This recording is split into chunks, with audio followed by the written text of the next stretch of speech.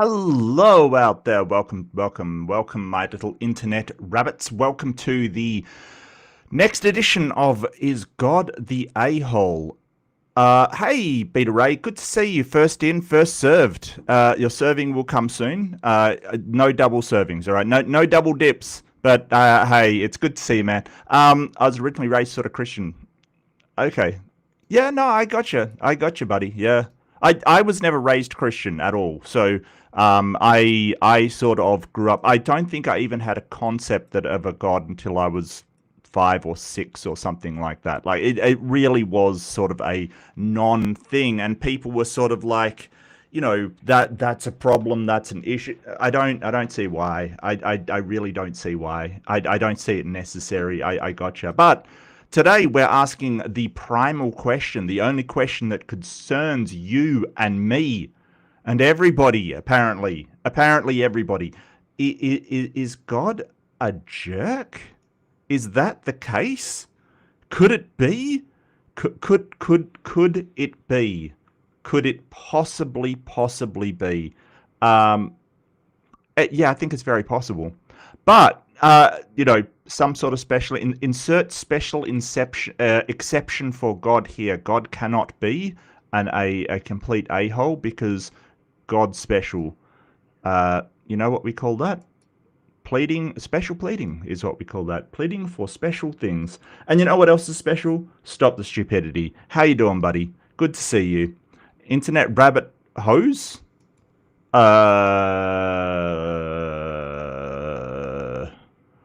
Is that supposed to be holes? Is that supposed to be holes?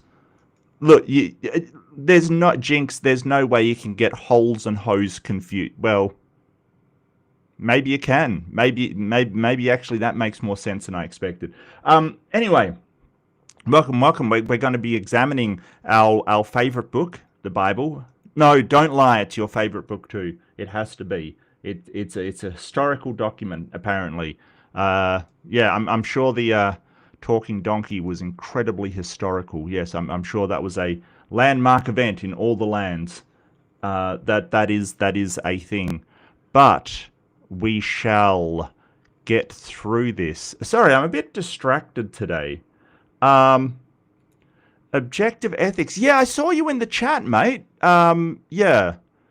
Yeah, to be honest with you, OE, I found, I don't know, maybe it was just the mind space I was in. Maybe it was just my first interaction, but I found the chat and RP sort of a bit unwelcoming and unfriendly. Like it's not like I sort of had a bad time. I just didn't find them very welcoming. Especially the chat was like all over me. Like I don't know what the hell was going on with that chat. I found them just yeah. Maybe welcome people to your channel rather than pushing them away. But hey, welcome Objective Ethics. Because the reason why I went over there, I was recommended by somebody because I was talking about, I don't know if you're ever familiar with her, but Amy Newman's channel. It was a fantastic open room where people would like sort of exchange ideas and things like that.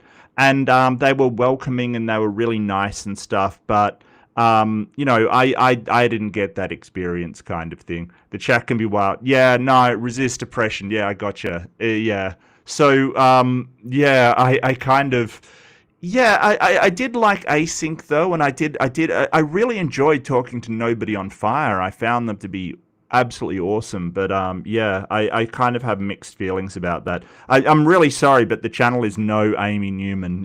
Like, yeah. But that's okay. That's all right.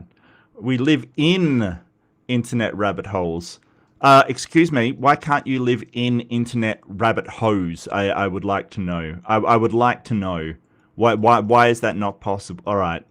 This line of thought is going downhill real fast, Jinx. I'm going to stop this. Hey, resist oppression. Yeah, good to see you. I really enjoyed that chat. It was good. It just devolved a bit. But I heard that they had to put up with Jill afterwards, which is Look, I wouldn't. No matter how much I dislike somebody, I wouldn't wish Jill on them. I would not wish Jill on them at all. Like seriously, no. Yeah, I guess maybe my headspace wasn't good either. Balance beats a burden. Yes, yes, yes, yes. God is the case of Balaam. God is literally talking out of his ass. Yes, yes, yes. Absolutely, absolutely. That's true. That's true. All right. Well, I'm going to get started here. So good to see you all. This is going to be a lot of fun. So open your Bible. We're doing Genesis 41 and 42. So open your Bible. So if you're new here, if you're wondering what we're doing the Bible as if it was written as a Reddit post for Am I the Arsehole. Usually what I go down through is I will read the scenario. I will take a vote, and you can vote however you want for, whether God's to blame for this or whether somebody else is actually the a-hole. Really up to you. And then I will go through all the comments and read them out. Um, so, so. Um, yeah, yeah. Yeah, it was really interesting actually. That's great. Oh, that's fantastic. OE, definitely, I think you'll do really well as well. Yeah. Absolutely. If you shoot a link, hey, put it in on my Discord. There's a promotions tab. I usually promotions channel. I usually keep an eye on it for things that are happening. If you want to throw it in there, definitely do so. I would love that. I'm not sure if you're tagged up as a content creator on the Discord. A link to the Discord, if you do need it, is available in the it's available in the description. I linked it up with the Discord and YouTube, so that's definitely available. But yeah, you can throw it in there, and I definitely do keep an eye on it. So I love to see stuff in there because I then know about it. Yeah, look. I think I rattle Jill a lot. I think I sort of like every time I'm on there, Jill gets more and more unhinged the more I'm around.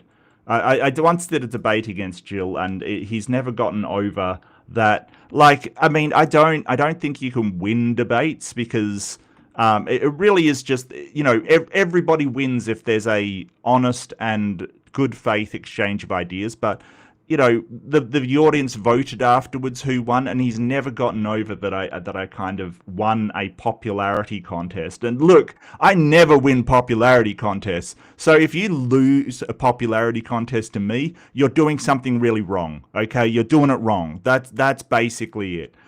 So Jill's never gotten over that, and it really irks him. I don't know why, because it's just a popularity vote at the end of the day. Like if you have a debate and then the audience votes on who won, maybe there's a little bit of leeway there of people changing minds, but mostly people will leave a debate with the same ideas as they came in with. Usually. I think that there is some people maybe, but probably not enough to move the meter. So I really I really don't know. Jill's just a weird guy. He's just a weird guy. Anyway, I'm going to get started, but hopefully we can hang in there and open your Bible to Genesis 41 because, hey, that's what we're doing today. It's going to be fun, or I'm going to have fun. I don't know. Your experience may vary. I will say that. But welcome, everybody. Welcome, welcome, welcome. So, am I the a-hole? Yes, it's Yahweh posting again.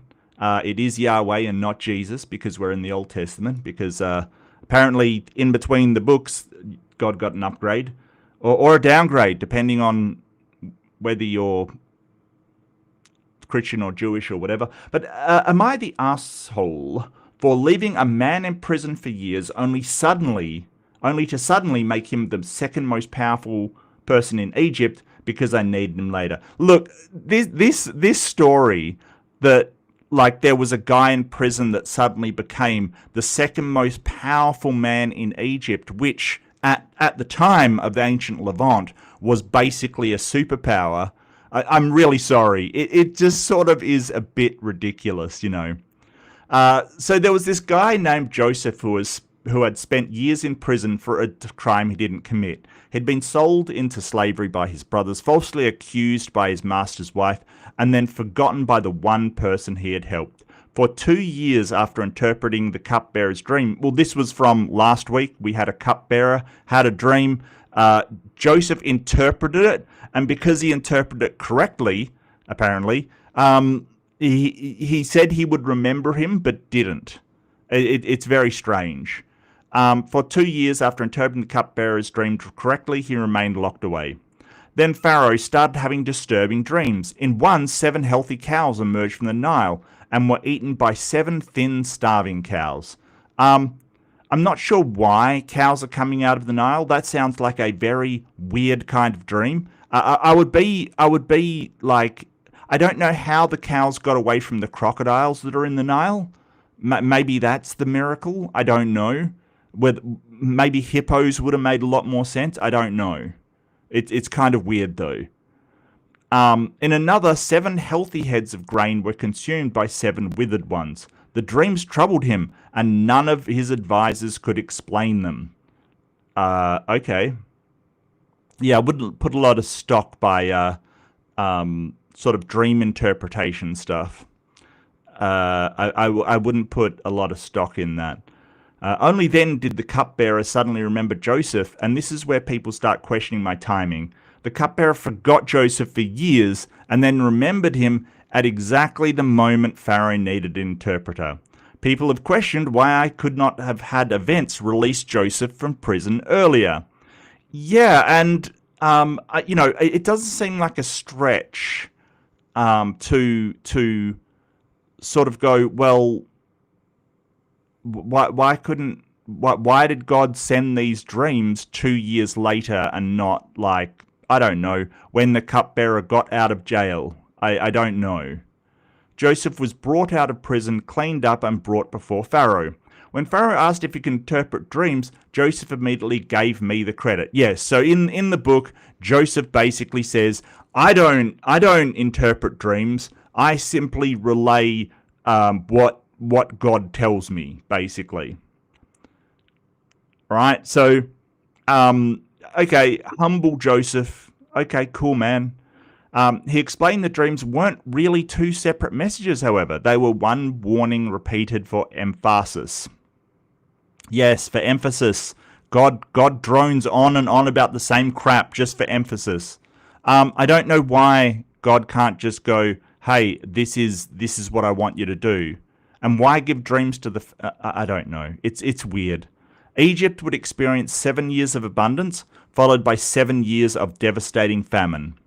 I revealed the future to Joseph, but only after letting him rot in prison for an extended period. Yeah, and it seems to be only because he needed someone to interpret the dreams of Pharaoh, because apparently, for some reason, you can't just send a direct message to him. I get the idea that, hey, you wanted to get Joseph out of prison, but I don't know why you would wait 2 years, then give a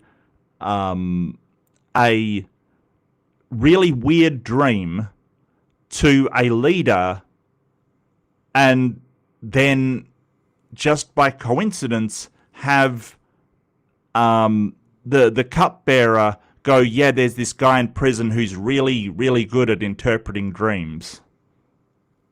Why not just tell Pharaoh, hey, yo, my man, there's going to be famine. And by the way, let my favorite guy out of prison.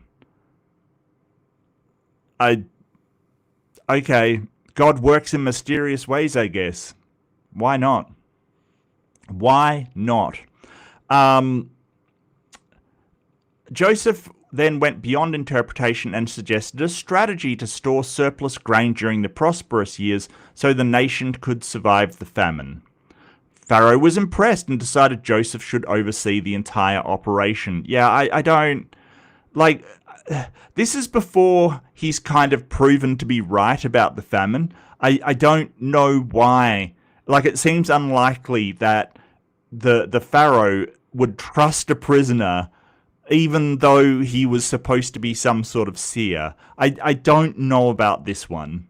And there's, of course, no record of this ever happening in history, of course. There was no, we don't have anything suggesting that Pharaoh had this person doing this. It just is a story. And just like that, Joseph went from a prisoner to the second most powerful man in Egypt without any gradual promotion. Yeah, seems a bit unlikely, doesn't it? I don't know. Maybe the Pharaoh was kind of like Trump and wanted to put all of the people from Fox in power. I don't know. It's just weird. One day he was forgotten in a prison, and the next he was effectively running the country's economy. Yeah, and it's stuff like that that kind of makes you go, did this actually happen? Or is this a fabricated story in order to sort of propagandize a family's influence? Gotta say, I think a guy I know wrote a book about that as well. Critics often focus on how, if you're unsure of what I'm referring to, Dr. Kip Davis wrote a book called God's Propaganda, where a lot of these stories are, it's sort of, if you look at them in context, these stories, a lot of them are sort of, they're written like a leader and his family sort of really promoting how amazing and how blessed they are, how humble they are. They have all these things happening that make them the luckiest or the most amazing family. It's sort of this, I'm going to promote my tribe as the real, I am him. Like it's rarely detrimental to a family to claim to be God's chosen family. It usually does a good work at promoting your place at ruling people, or your place at having some kind of influence. Critics often focus on how abrupt that is. If I could elevate Joseph this dramatically, why did I leave him in prison for so long in the first place? Why allow years of injustice only to reverse everything almost overnight? Who knows? Who knows? Joseph married, started a family, and spent 7 years preparing Egypt for the famine. The harvests were so abundant that record keeping eventually became impractical. Yeah, I don't believe that. I do not believe that. The Bible has a lot of stuff like that, like this is beyond counting, and, it really is just, yeah, all right. Then the famine arrived exactly as foretold, and not just in Egypt either. The surrounding regions suffered as well, and people came from many places to buy grain because Egypt was one of the few nations that had prepared. This is another area where criticism emerges. I warned Egypt about the famine, but I didn't prevent the famine or warn anybody else. I gave advance notice to one government and allowed countless others to face the consequences without the same information. Egypt prospered through the preparation while many others suffered. Yeah. So God knew the famine was coming, and because he wanted his favorite guy to seem like a champion, he gives dreams to the pharaoh but doesn't help anybody else. What the hell, my guy? That seems like a high price to just have your guy seem like a bit of a Chad. I don't, like, why? Why? Like, are you saying that the people in,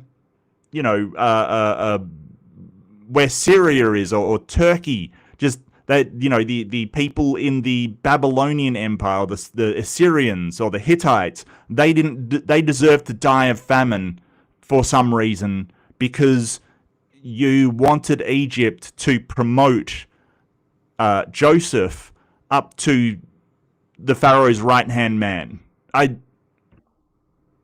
It seems really weird. Some people argue this makes the whole situation feel selective. I created, or at least allowed, a crisis enough to affect entire populations, and then provided the solution through a man who had spent years suffering to get into the right position.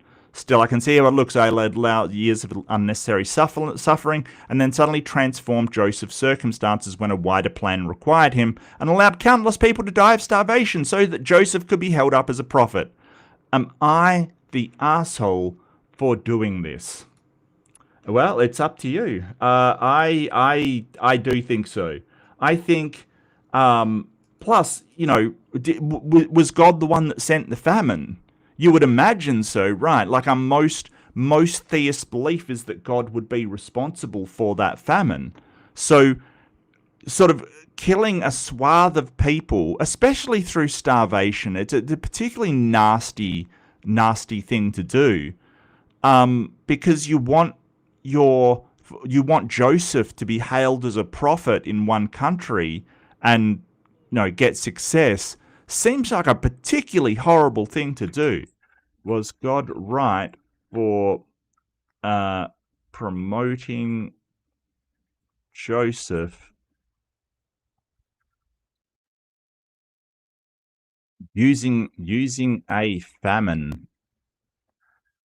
Yeah, I kind of think that if it were me and I had control over things, all I would do is sort of tell the Pharaoh to release Joseph and give him a position of authority and just not like inflict the famine on everybody.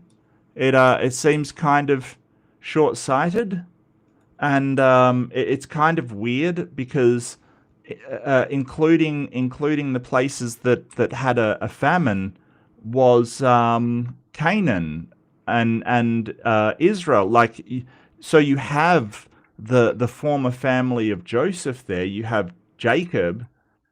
Um, you have Jacob there, and Jacob's a guy you said you'd protect as well.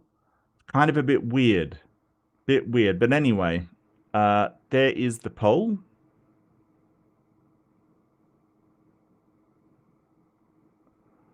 Feel free to vote. Or not. Like, you don't have to. We don't have a lot of comments. I do notice like there's sort of a few people here, but I'll go through this really quick. This might be a shorter episode. I do know there's a couple of things happening on other channels which I would actually like to see. So I'm not going to be upset if it's a short episode. I'll tell you that right now. Yeah, Sarah the Raging Tomato. Yeah.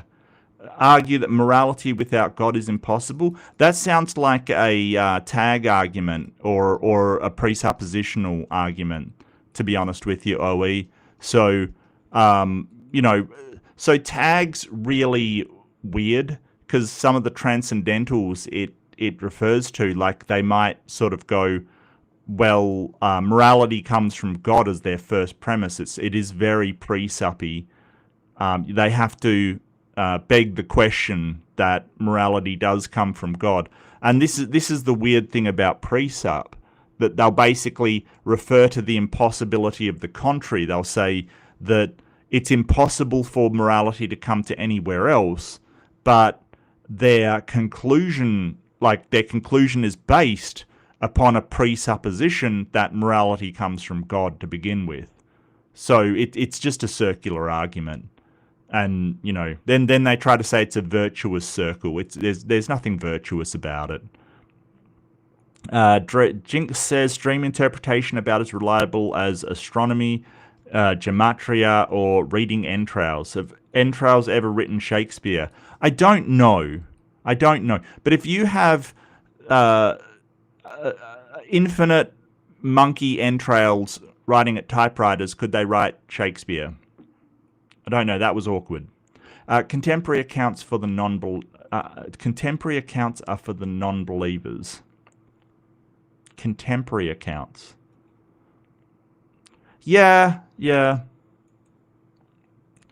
Yes, I have heard that, Trucker. Not all organisms do that, but apparently we are the ones that do. So yeah, this is how the human body forms. Like some form the hole for the butt first, and some form the hole for the mouth first. We form the butthole first. I have heard that.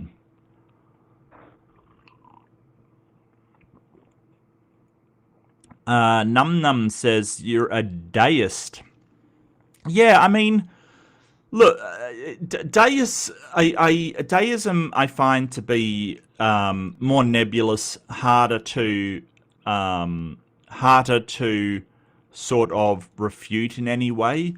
But if the problem comes with deism, in my opinion, that if you have a god that sort of never reveals itself, that's cloaked in mystery and never has any fingerprints on the world, it's kind of, the question then becomes, what kind of evidence are you basing the knowledge of God on? So usually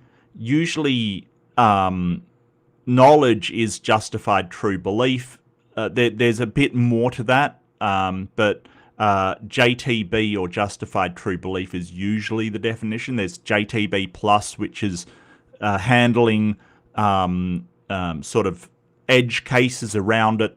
The whole thing about what knowledge is and what it means to be knowledgeable and how we get knowledge. But if you have a God that restricts or completely does not engage with the world at all, I really wonder how you come to the justification of knowledge that they exist, because that kind of God wouldn't provide you with any kind of evidence that would justify that knowledge. Like, for instance, if I had a something that just say a invisible, I'll use Sagan's example, an invisible, intangible dragon kind of thing, but it in no way could be detected in the world, right? Like the dragon was in such a state that it could always evade any kind of detection, basically. You know, I could use all the tools at my disposal and it could evade detection. Then how could you justify the knowledge that that dragon exists if there's no way to detect it? It seems like a problem, not with sort of not with that I have a huge problem with it. Like, if you want to believe that, you can believe that. It's not a problem, right? Like, you know, if you know, a lot of the like creationists that originally were behind America, the founding fathers, someone were deists, and you know, there's no problem with that. It's just, my question is, how do you actually justify the existence of such a being that does not provide any indication that it actually exists? Maybe they're a deist. Maybe you are a deist. Okay, maybe that entire rant was for nothing. It still applies, though. Maybe not. Contemporaneous. Yes, contemporaneous. It just means it's just the sort of adjective of being contemporary. Like, contemporary is kind of the state, and contemporaneous is like a descriptor. Yeah, so it's essentially the same thing. Tag fails when you show all possible universes require logic to be fundamental, because P not P universe cannot exist. Therefore, God cannot be the grounds for logic. Let me think about that. All possible universes require logic to be fundamental. Do they? Do they? I mean, I get that there's some weight there, OE, definitely, because the whole idea that God is subject to logic means that it's likely, like, you know, you wouldn't expect God to create logic if God cannot change or is not subject. You know, if God can't just decide to be illogical, then it's very likely God did not create logic. If God does not create logic, then where does God come from? Sorry, where does logic come from? Um, so, but I think that there's a big difference between sort of things that are created and emergent properties of things that exist. There's definitely an argument to be had there. Definitely to be had there because a P not P universe cannot exist. Yeah, no, I get what you're saying, and there's definitely an argument there. Just not sure that a theist would agree that logic has to be created, or God isn't the source of logic, basically. Not 100% sure. I prefer diesel. Deist or yeah, no, I misread that. Look, I'm dyslexic. I'm dyslexic. Oh, no, I thought you said deist. Maybe you can clarify that. Oh, you know what? Contemporary. They're not the same. They're not the same. Okay. Um, contemporaneous. Look, I.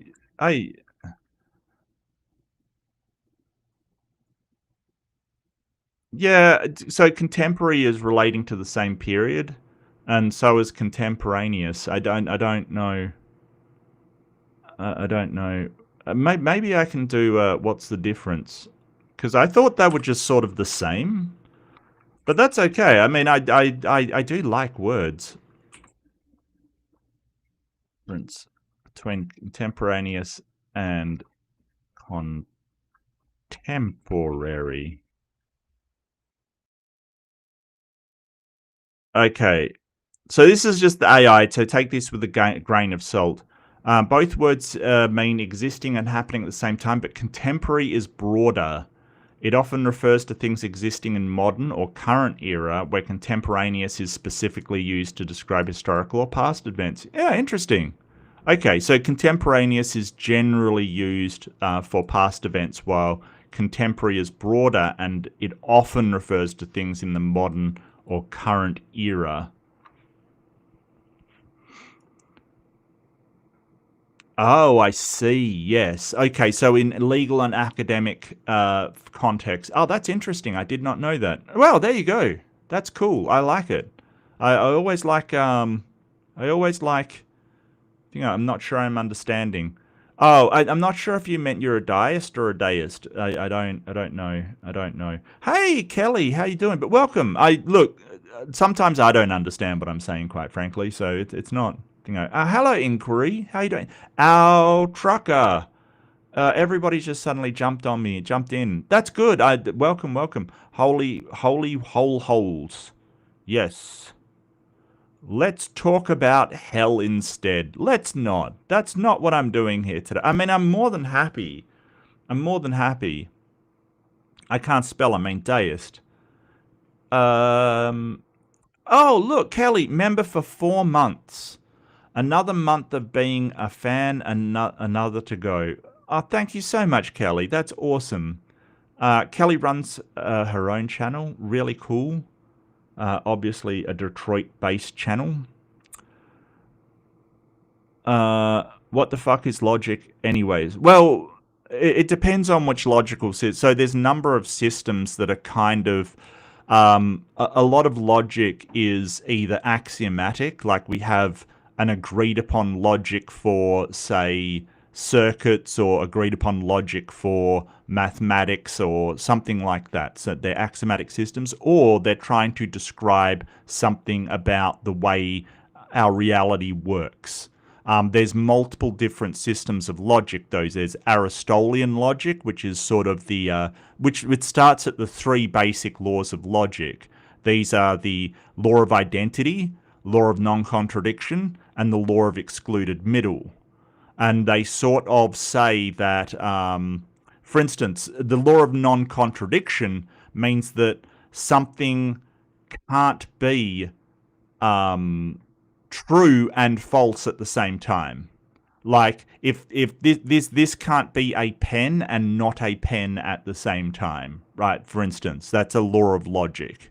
The law of identity means that if this is a pen, it has all the properties of being a pen, but doesn't have any of the properties that would make it not a pen. It's just a way of thinking about the world.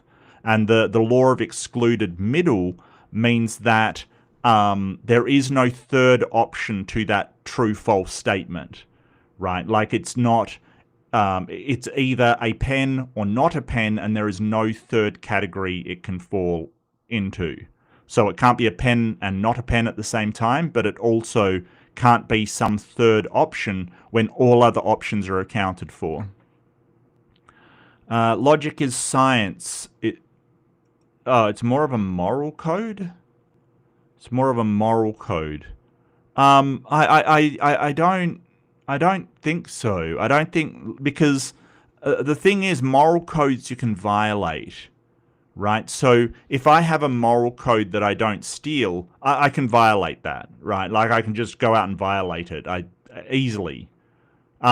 If there's a law of logic, like the law of identity, there's no way I can violate that, right? Like it's like a law of nature, right? This is the problem with thinking that laws, in that we make are the same as laws of nature. Like the law of gravity, I can't just violate that, right? Like it's a different thing. So yeah, I don't think so. A morality would be sort of the code of conduct agreed upon by all rational people. I don't think that would be logic. Logic doesn't need to be agreed upon. It just is. Isn't a science. No, I would agree. I would agree. I think science is a method of finding the truth about the natural world around us through observation, testing, and publication, peer review. I don't think science is morality. Science isn't logic. I think that logic would be required for science, right? Every logic's required for almost everything, but it doesn't mean that they're equivalent. Let's talk about hell. I mean, I don't believe in a hell normally. I don't believe a hell exists. I never have. I don't see any reason why I would. I got to say, I never once have I worried about hell in my entire life. It's kind of, maybe refreshing. I've seen people describe themselves as a Christian deist, and I still can't wrap my head around that doesn't make any sense from me. From what I gather, it's someone who holds the core beliefs of the deist, but still, Christian deists are totally different thing than a deist, so I'm confused. One uses the Bible a lot, but iffy on being Christian. Okay, that's interesting. I don't know. Inquiry. That's kind of time traveler raid. Welcome all the time travelers. We're going back to the ancient Levant as usual. Thank you. Hey Ember, so good to see you. You are just awesome, Ember. I saw you were doing something over on Nyx. You got to me first. I was gonna raid you guys. I was so excited to send people over to Nyx for what looked like a really interesting. To be honest with you, I was thinking of watching that myself. I was sitting there going, I want to watch that myself. To be honest with you, so yeah. But welcome the time travelers. You can't. Yeah. So okay. So deists usually deists believe that a god kicked off all of the natural processes, all of the processes of the universe, and then went basically just sort of either does not interfere with the universe at all, does not sort of take any kind of action in the universe, or just has no concern for the universe. Depends on sort of which flavor of deist you're talking about. But with that being the case, how do you then have a methodology for confirming that God exists? If it looks identical to a universe that naturally appears, how do you then investigate it? Because all you're going to get is there is no God, because that's what it looks like. A deist God to me sort of looks identical to one that doesn't exist. And so I really wonder how somebody, like, I'm not hassling them. I'm just asking how they can tell. It just seems to be something, we don't know how we would answer. Oh, hey, Titan. So good to see you. Oh, Bragwin. Good to see you. Bragwin, if you noticed, I did up the Discord a little. So, yeah, I love all your food pictures. You do make me hungry. I will say that. Stop the stupidity for 10 readerships. Okay, so we have a bit of a tradition. No, I have a tradition. I have a bloody-minded tradition around here of doing call-outs. And those go out to Objective Ethics. Awesome. Good shot, STS. OE was in here earlier. They're apparently doing a debate on Raging Tomato. So definitely, hey OE, drop it in the chat in the Discord, and I will definitely post it. Yeah. The Al Trucker. You hit Al as man. STS. What the hell, man?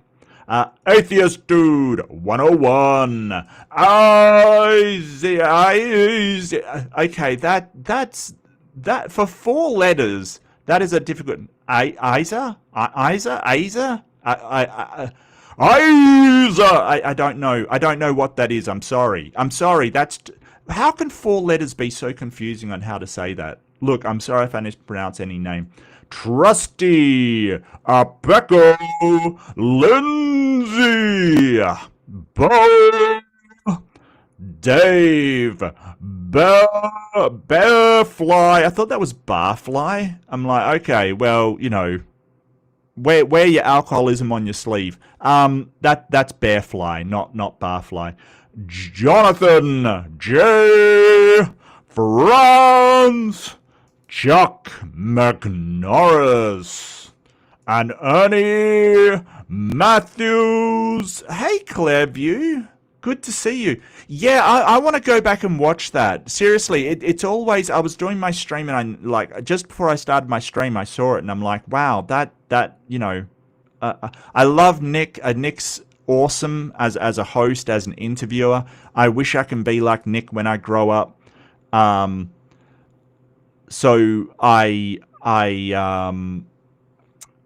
yeah, and Ember's awesome, absolutely awesome. Hi, Noise, good to see you. Inquiry says that's ethics, not logic. What's ethics now? What, morality? Well, I mean, some people use ethics and morality interchangeably. Some people split them up into, so ethicists will split up ethics into an overall group morality that's been decided on as a standard, like a normative standard kind of thing. Good show. Yeah, I gotta watch it. Well, yeah, so meta-ethics is a bit different. That's sort of talking about the meaning or the foundations or the description of morality. That's talking about what it should be, what makes up morality, stuff like that. So yeah, it's just a meta discussion of morality. Where we meet next, Dunker. Logic is pragmatic. I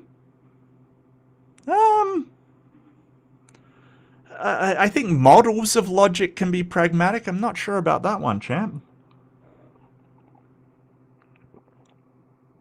All kinds of friends trying to hide from me. Well, that's how I view a deist god. Kind of hides.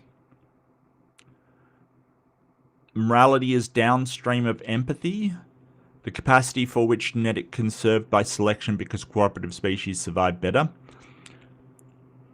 Yeah. I don't see why that has to be morality, though.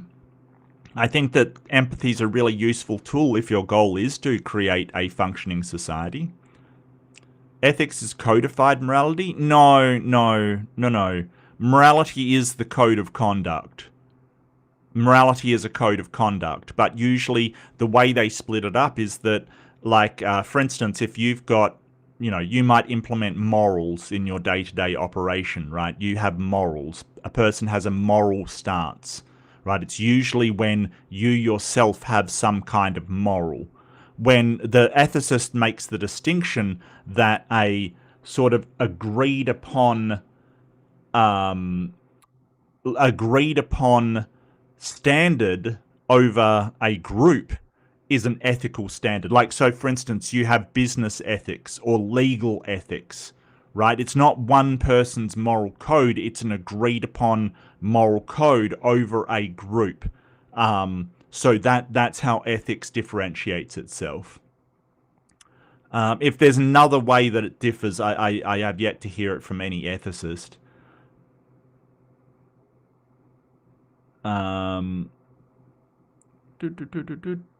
Hey, Jer. Yeah, Jer. So good to see you, Jer.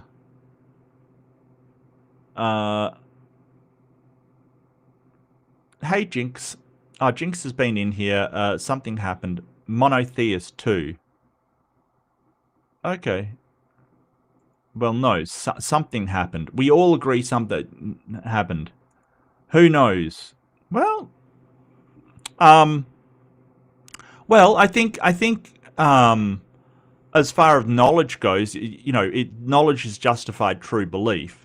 So we can make all kinds of knowledge claims with just a justification. So if I can justify it, I can make a knowledge claim. If it also happens to be true, then I did possess knowledge.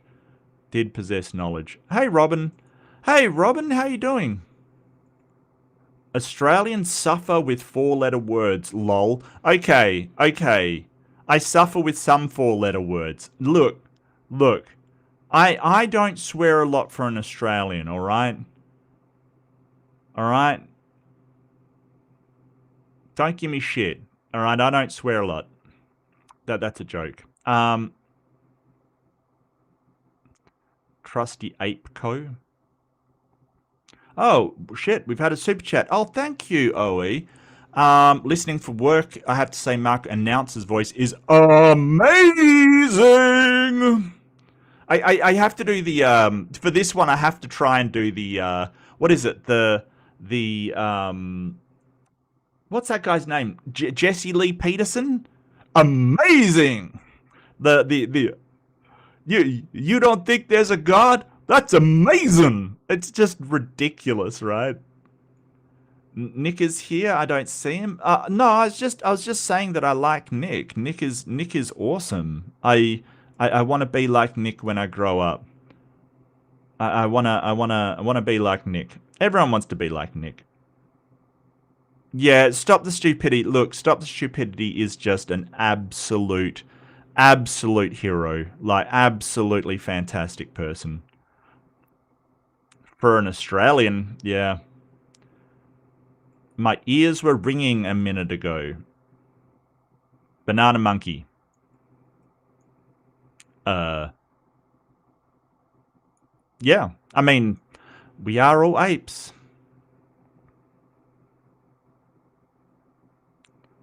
Nice accent. Oh, look, it's really weird. I sort of, you don't think of yourself as having an accent, right? Like, you just don't think about that because to you it's just your normal speech. Somebody sort of said, hey, you've got to work on my accent. And I'm like, what? Why? I don't understand. Are people having trouble? Are people having trouble understanding me? Is this a problem? Do I need a translator? Yeah. But the worst is when people point out that you have an accent in a debate. It's like, how does that change any of the arguments? It's very weird. Very, very weird. Anyway, let's see how the poll did. Apparently God is the a-hole. Everyone sucks. Oh, you wait till the next one. You wait till the next one. Everyone sucks in the next one. I know where this is going. No, you did an American accent, I think. Oh, yeah. No, I rarely try it. Num. I can't do American accents. No, I'm terrible at American accents. You'd think I would have learnt by now, hanging around so many Americans, but no, no. It's pretty terrible. It's pretty terrible. America. Jesse Lee Peterson. Yeah, he's the one that Beta, and it's just like what, what? Like Jesse Lee Peterson, that guy is wildly unhinged in my opinion. Like seriously. Oh, you think there's no God? Beta. Just like wow. You can teach him an American accent? Oh, sure, sure. The way you pronounce deist is weird. Cool. Yeah, UK definitely does sound smarter than both. Hey, look, I've met plenty of Americans that can't distinguish between an English accent and my accent. They think I'm English, which is just hilarious. No, it's all good, mate. Not a problem. Next up, okay, so we're on to Genesis 42. So as I said, we'll go through the situation, take the vote, and then go through the comments. So I definitely will get to your lovely making my accent a joke and definitely laughing at me in general. That's fine. All good. All good. I know you weren't, but that's all good. So am I the arsehole for bringing a famine that forced a broken family back together, but only through fear, suspicion, and emotional manipulation? A long time ago, a severe famine spread across the region of Levant. And you would expect, under the usual Christian theology that the Bible is about, that God was the one that either orchestrated or sent the famine in the first place. There doesn't seem to be a way. Oh, hey, Robin. Yeah, I saw you last night, Robin. Thanks for coming in. I sort of said I didn't really. It's not like I didn't enjoy the conversation. I just found the reception to be a bit off-putting. In Egypt, a guy I favoured called Joseph had prepared food due to a dream I had sent the Pharaoh. I don't know why he couldn't have just said to the Pharaoh, store food, but apparently he sent this famine to promote Joseph, which I don't know why you have to use a famine to promote a dude. It seems weird. But many other places were struggling. Among those affected was Joseph's family, which was the very same family that had sold him into slavery earlier. And I will say this about the whole them selling him to slavery. It wasn't his entire family that did it. It was his brothers that sold him into slavery, and then they lied to his father. They told his father he was killed. So it sort of raises the questions why Jacob, who is Joseph's father, deserves to get a famine after having grieved the loss of his child. It seems very weird. Jacob, who was Joseph's father, eventually sent 10 of his sons to Egypt to buy grain. He kept the youngest, Benjamin, at home because he was afraid of losing him as well, although he didn't really seem to be concerned about the others.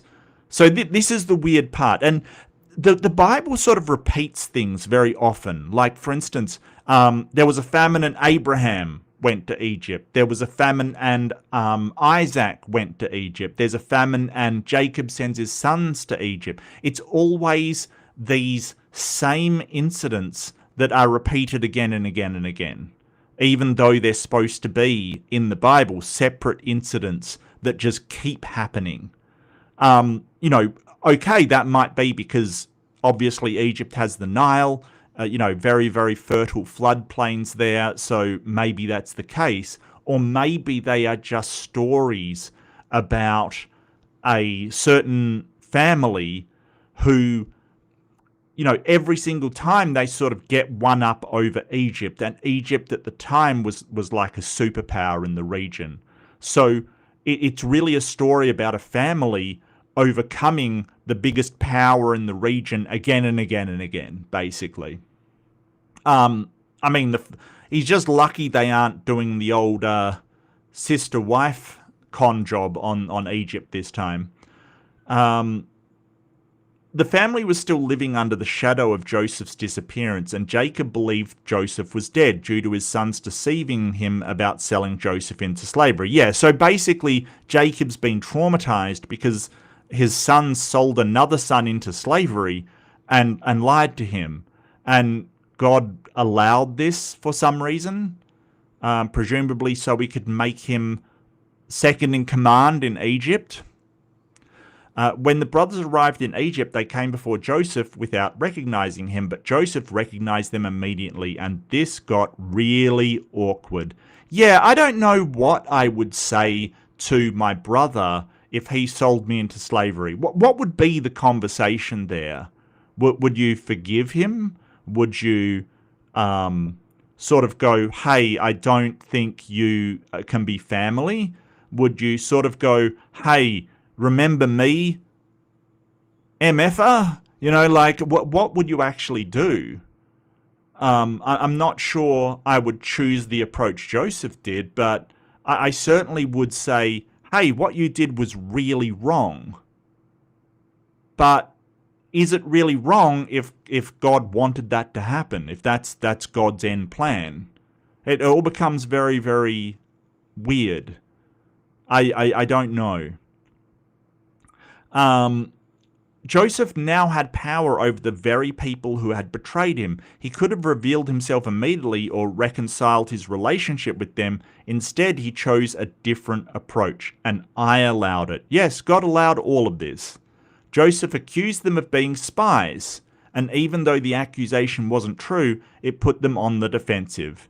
They explained that they were brothers from the same family, and mentioned both their youngest brother and the one who had died in his youth. Joseph didn't reveal himself, even though he knew they were lying about his own death. Yeah, so this gets complicated. So basically, they mentioned the youngest brother, Benjamin, who was at home, and they basically said that they had a brother that died. Even though Joseph knows that's not true. But Joseph accusing them of being spies seems very weird, because Joseph was in prison for being falsely accused. So why does Joseph go on to falsely accuse his brother? Well, presumably to punish them for selling him into slavery. Why he couldn't sort of... Because it wasn't all of the brothers, right? Like, it was, I believe, 3 of them that did it. So why is he doing this to all of the family when it wasn't all of the family being who were guilty of it? It seems like just a broad punishment for anybody even associated with his brothers, and that seems really unjust. I'll just get the verse here because I believe it was just 3. It was Simeon. Simeon. I can't remember what it was. I know it was Simeon because he's absolutely terrible. Was it Levi as well? Genesis 37 was when he was sold into slavery.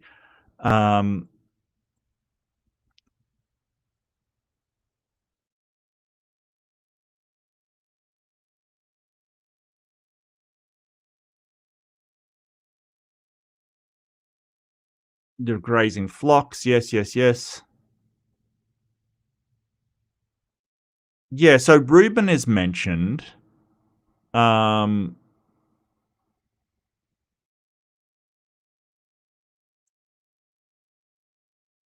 and they sold him to the Midianites. So it just says his brothers, but it only mentions Judah and and Reuben. So it wasn't Simeon, it was Judah and Reuben. So was it all the brothers? I don't think so.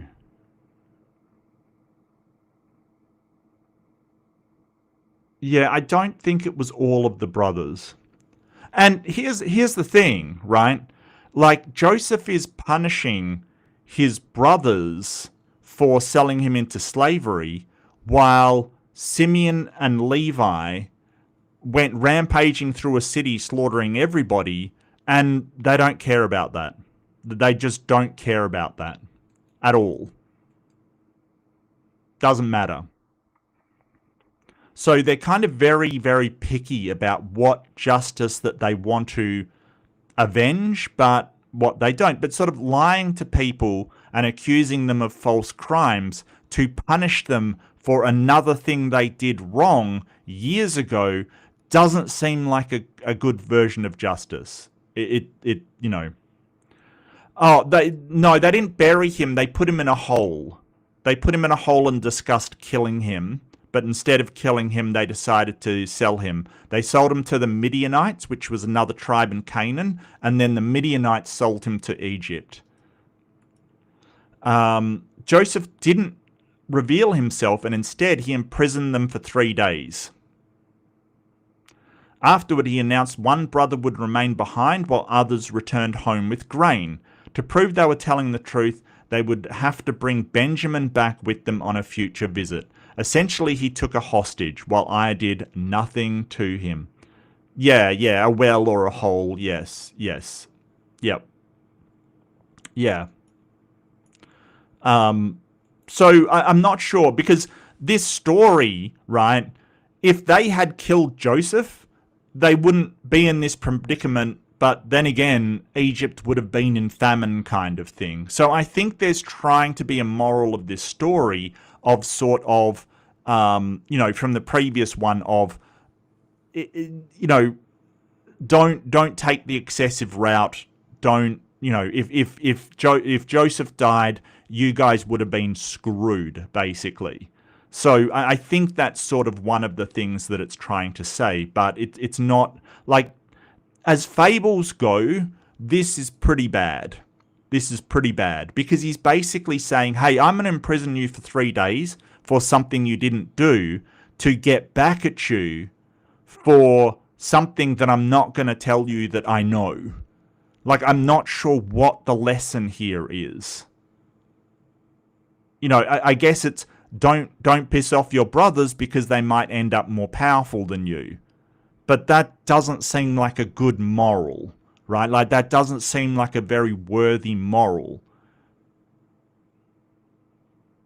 Yeah, and why bring Benjamin? Benjamin's the youngest who stayed behind, basically. Why bring him? Who knows? Who knows? But yeah, you're basically taking a hostage, which doesn't seem like great behavior either. The brothers were terrified, and for the first time they openly connected their current suffering with what they had done to Joseph earlier. And yeah, I'm not even joking about this. They kind of go out of nowhere, oh, should we have not done this thing ages ago, which has absolutely no relation to what they're going through at the moment, right? Like, this is the thing. This is such an unlikely story, right? Here's the chapter. They said to one another, surely we are being punished because of our brother.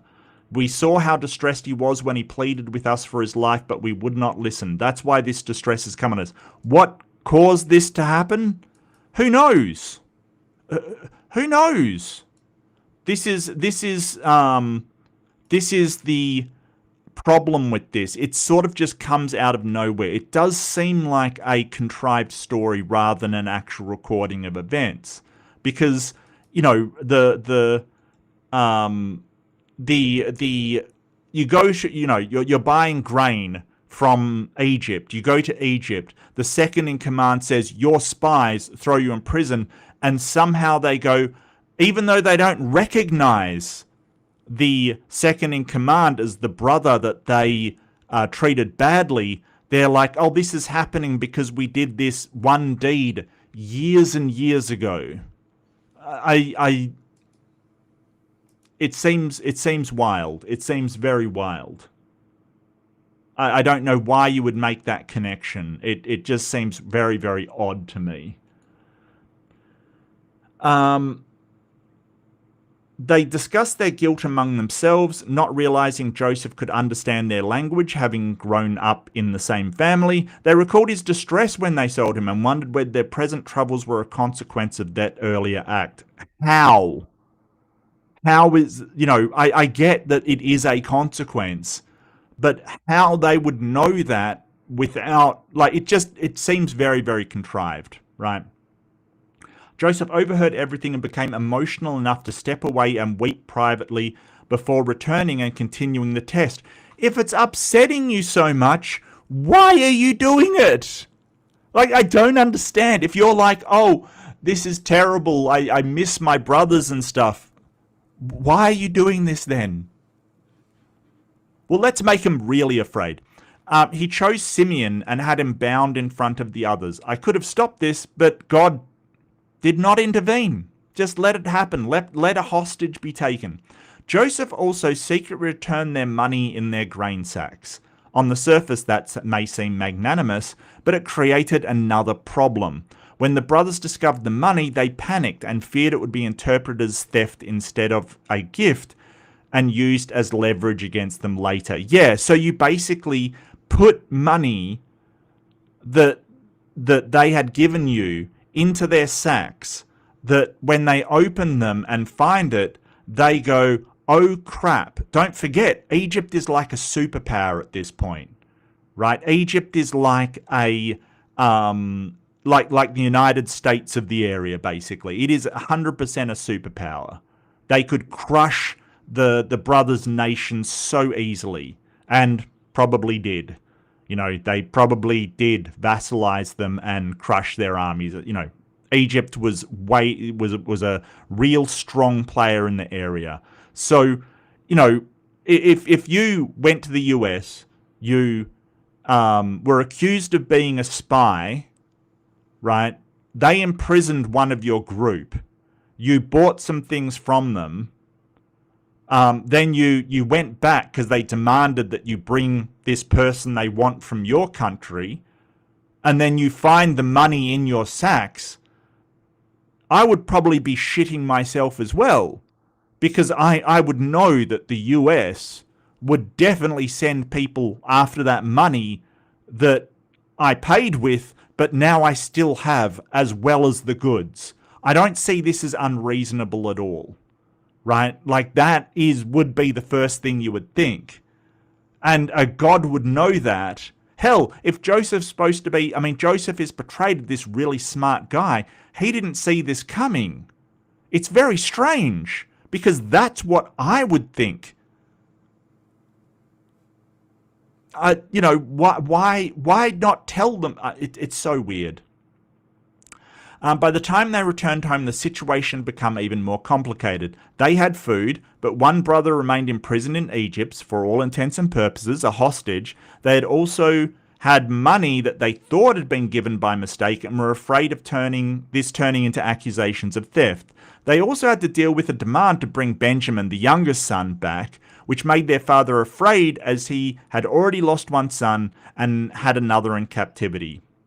Jacob naturally reacted very badly. That's Joseph's father, right, who thinks that Joseph died. From his perspective, he had lost Joseph, Simeon was gone, and now Benjamin was being demanded as well. He saw everything as happening against him and did not want to risk any further children. Yeah, I can sort of say if a nation next door takes one of your children captive, and don't forget, Jacob thinks that Joseph is dead. He doesn't know that it is his son doing this, right? You send your sons. They tell you, hey, they imprisoned Simeon and they think we're spies, and they're demanding you bring your youngest child. I can understand a father going, no, we're not going to do that. That seems ridiculous. So critics say brought about these circumstances that reunited the family, but did not clarify to any family member that the event would work out with any favourable outcome. Instead of clarity, the process involved fear, uncertainty, accusations, imprisonment, and guilt. Yeah, not a great combination for family harmony, I will say that. Especially the imprisonment part. Joseph had opportunities to reveal the truth, but chose not to, and I allowed that choice. Am I the arsehole for allowing that to happen? You know what? I kind of feel like, imagine the sort of Thanksgiving dinner. I know they didn't celebrate Thanksgiving, all right, but imagine the Thanksgiving dinner after your brother imprisons you for being a spy when he knows you're not a spy, right? And then you have to tell your father that your brother didn't die, you sold him into slavery. Imagine that Thanksgiving dinner. That would be an awkward dinner, right? That would be an awkward moment. Like, you think that you're having problems because your sister did a burnout on your lawn. Imagine that conversation at Thanksgiving. That's pretty wild. Was God an asshole for not stopping false accusations and a hostage being taken? And that's something that I do have a big problem with. I mean, like, don't get me wrong, Simeon is a complete asshole. Like, he is a shockingly bad person. But justice isn't imprisoning somebody on false pretenses because something else they did wrong. I don't know why you would do that, right? I don't know why you would do that. It seems odd. I think a lot better would be to be upfront, and two wrongs don't make a right. Like, this just seems like petty revenge from apparently a righteous man. I will put up the thing. Vote however you want. If you think that it is the best way to go about things, that's fine. Totally disagree. I think there's a terrible way to go about things. What Joseph should do, sure, it depends on what he wants his relationship with his brothers to be, right? Like, what does he want it to be? Does he want to have a relationship with his brothers? And don't forget, he could have at any time reached out. I mean, he's the second most powerful person in Egypt. At any point, he could have reached out to his father and his mother, right? They didn't sell him into slavery. He may have thought that they approved it, depending on what the brothers told them, but he could have reached out at any time. I presume that the second most powerful man in all of Egypt would have access to, I don't know, a messenger? Just saying. Just saying. So, why he didn't reach out to his family, and if he doesn't want a relationship with his family, why not just sell them the grain and allow them to take the grain back? Because he obviously doesn't want his family harmed, but instead it's this sort of, I'm going to play the best practical joke on them. Meanwhile, he's absolutely making his father petrified, and his father had nothing to do with him, the wrongs committed against him. In fact, his father was in the Bible internally was heartbroken. So, what the hell? What kind of a justice is this, that you're making your entire family suffer when only certain ones had anything to do with it? I feel like, hasn't Jacob gone through enough? He seems to have lost one child, another child's imprisoned, and you're basically saying, hey, bring your youngest back that you adore back to Egypt. Where he didn't say he'll be safe. He just said bring the youngest back. It's kind of wild. It's kind of wild. But let's go through the comments. Where was I? It's like an Oedipedal complex. Wait, it's just that. Yeah, so an Oedipus complex, I think that's really Freud. Freud had some weird ideas, and I think it was the Electra complex, which was the female version, I believe. But, there's not a whole heap of Freud is kind of discredited a little. He had some weird ideas about sort of family relationships. I can understand Mark's British accent just fine. Thanks, Jer. Thanks, Jer. Thank you. Thank you. It's okay. Whenever Americans do an Australian accent, we always end up quoting Crocodile Dundee or Steve Irwin. Aren't those the only Australians of any value? Uh, the only Australians at all of any value whatsoever? I'm sure they are. Look, Steve Irwin was such a great guy, though. Like, it's not. Look, okay. So how? I know you guys absolutely love Steve Irwin, and I don't want to offend you, but Australians see Steve Irwin as a really nice guy, but a complete idiot. Like, don't get me wrong, he was an awesome guy. He was a really nice guy. He had such a good heart. I love that interview where he basically goes, look, I want to get my hands on all the money I can. I'll just put that money into saving more animals. And you're like, yeah, mate, you're a champ. You're awesome, mate. But he's a bit of an idiot. Like, you can't just get that comfortable with wild animals. And he didn't take the caution he probably should have. Wild animals are, especially Australian wild animals, are bloody dangerous. You can't just get casual around them. And I think that most Australians would have said, yeah, some animal's gonna take out that guy sooner or later. My bet was not on a manta ray though, like a stingray. That was not where my bet was. It was probably more on a croc or a roo or, just something else. But, yeah, I mean, don't get me wrong. He was a gorgeous guy, beautiful guy, bloody idiot. He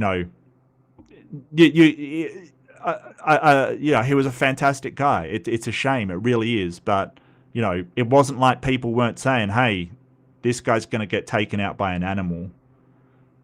Hey, all I can say is he left the way that he wanted to, which was, with animals, basically. Great, fantastic guy, though. Fantastic guy. Fantastic guy. Think you're pretty well spoken? Oh, look, I've worked in a lot of jobs where I have to have a neutralish accent. I can exaggerate the Australian accent, but this is usually how I talk, yeah. But thank you, Trusty Apeco.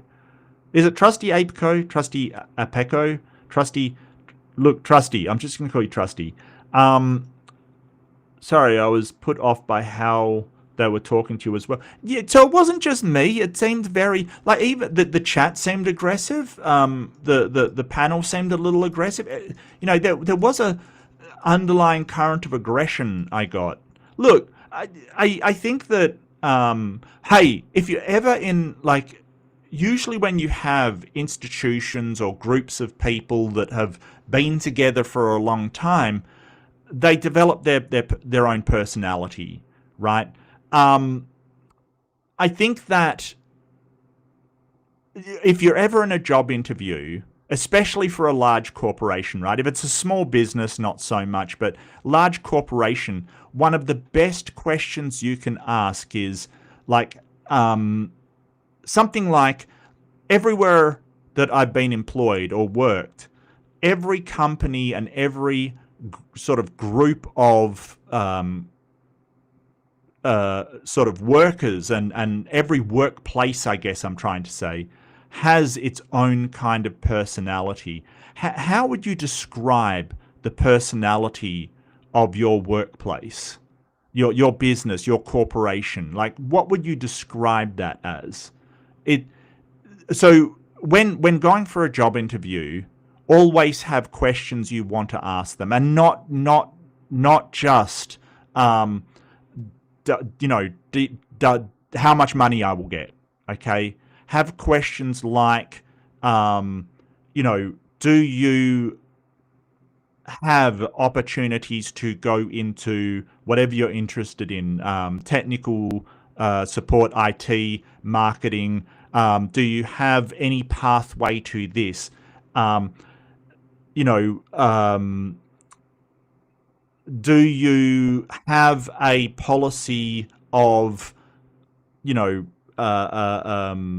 certain amount of work per day? How do you have your KPIs, which is key performance indexes, right? How do you evaluate who gets promoted? How do you do this? like have some questions in the background. A great one is, how would you describe the personality of your workplace? So, like, workplaces are and corporations are weird. They kind of take on this personality that's a amalgamation of all the people that make it. I've been in corporations where they're very geeky and they're very sort of you know, how would I put it? Very competitive, very, very. I mean, I don't want to say anal retentive, but they're very particular in how they do things. And another corporation I worked in is very kind of like a family, very supportive to one another, very, very, very caring towards their employees. It's really interesting how the person views kind of the personality of their company. It's very interesting. And the people who get an interesting question will remember who you are. That's my first advice with job seeking. Second advice is find out who the CEO is and a bit about their mission or what they're trying to do. I know corporations, usually their mission is to make as much money as possible. I get that. But they will have a stated sort of company goal on their thing, to become the world's leader of, X, Y, and Z. So being able to say, hey, I know that the CEO has a mission of becoming the world's leader, I think I can really help with that. But you should be interviewing them as well. You should be saying, hey, here's what I can provide. What am I getting from the other side? Right? Like, so can we help each other is really how, anyway. But it's a great question. It's a great question. But yeah, I got that feeling that it was sort of very off-putting from that channel. But, I'm not going to go on about it. It just was weird. It was weird. Jinx says, fear, emotion, and familial manipulation. Sounds like the last family reunion I attended. Right. Need I say it was the last? Look, Jinx, as always, I think I really agree with family as people that treat you like family.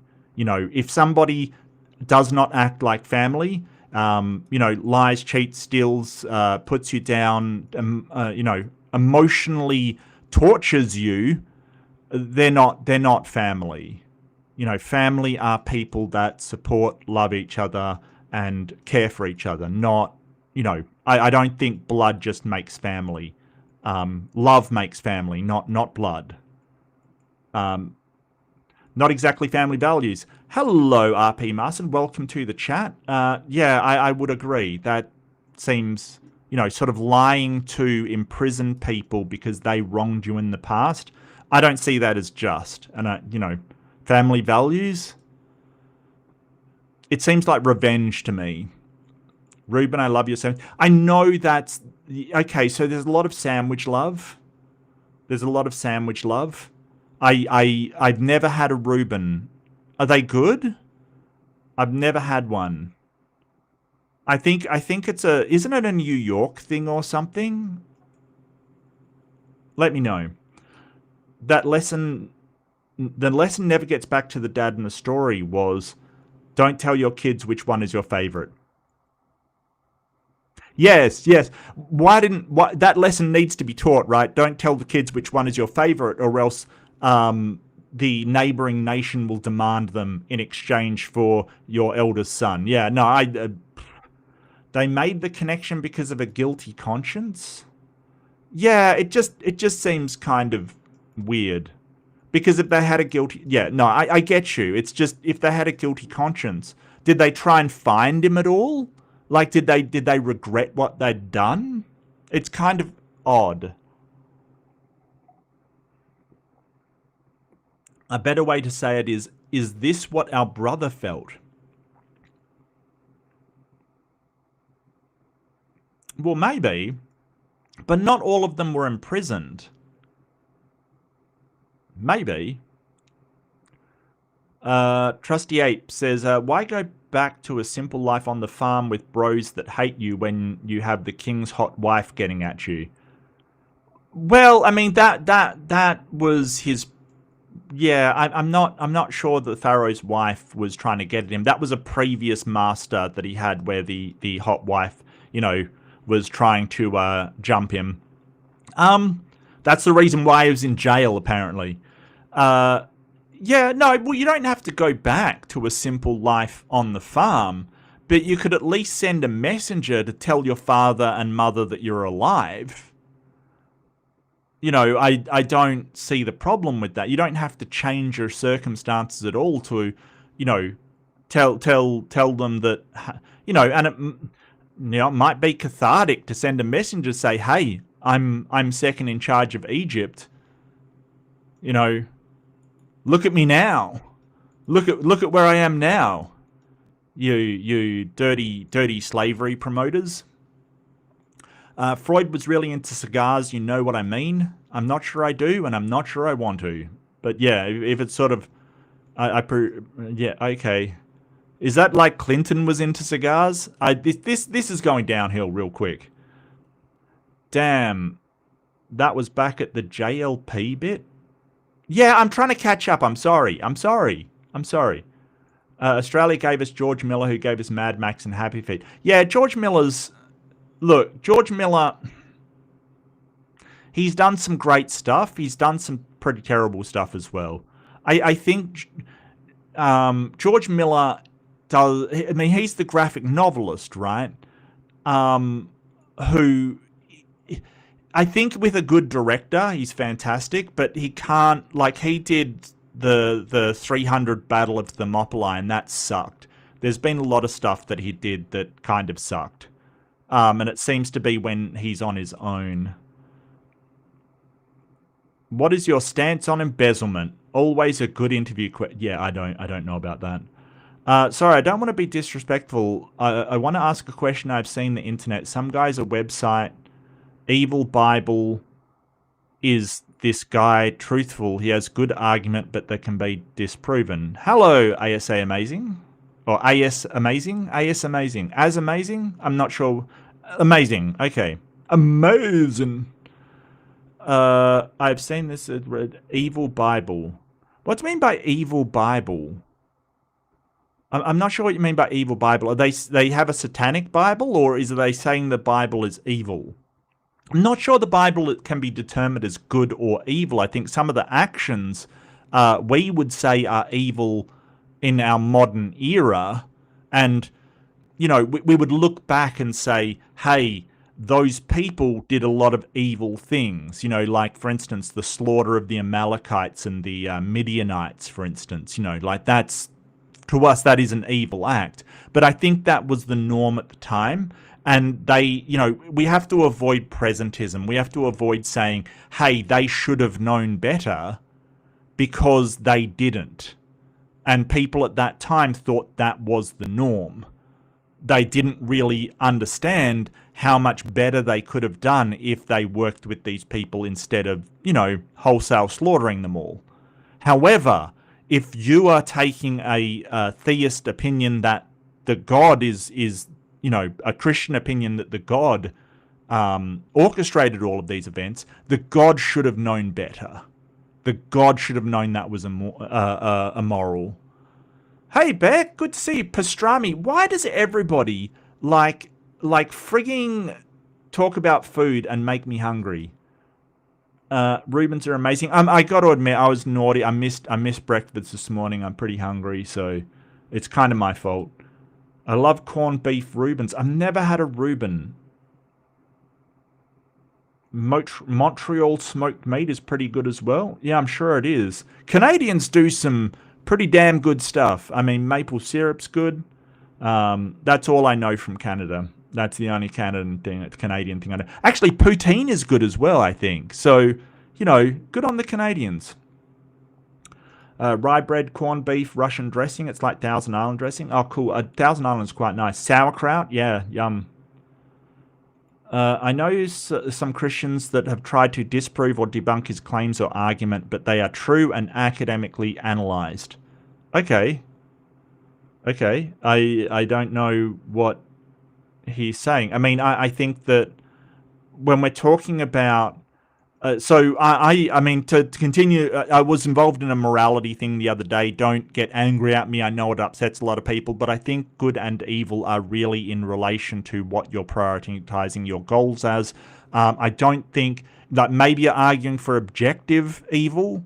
I'm not sure there is such a thing. I'm open to arguments though, but yeah, I gotcha. Um, Truly true. I'm not sure. Yeah, okay. I use mustard and sauerkraut. Nice. A Rachel sandwich is a cold sandwich uses coleslaw instead of sauerkraut. That sort of sounds like a, Mexican burger. I do like coleslaw though. Fried onions for all. Is this guy that talks like a Christian? Uh, who's talking like a Christian? Not sure.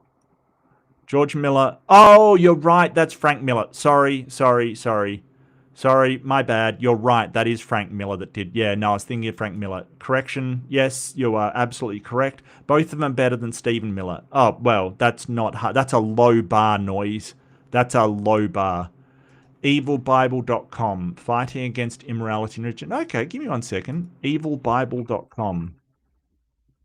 Unless you're just joking. And then... the so-called God. Yeah, no, I agree with that. Yes, I absolutely agree with that. So just if you wonder what I'm looking at,